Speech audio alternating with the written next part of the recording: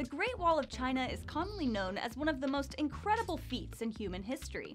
In fact, it's one of the only man-made structures visible from space. It consists of an ancient series of walls which span over 13,000 miles across northern China and is one of the most common Chinese emblems to the outside world, a symbol of enduring strength.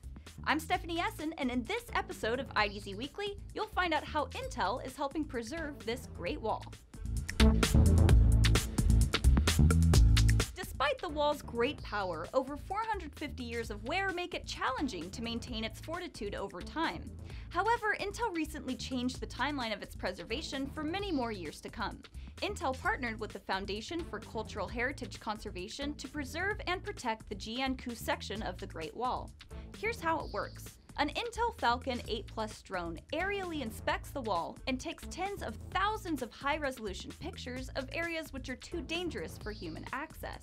Next, these photos are processed into a 3D model of the wall.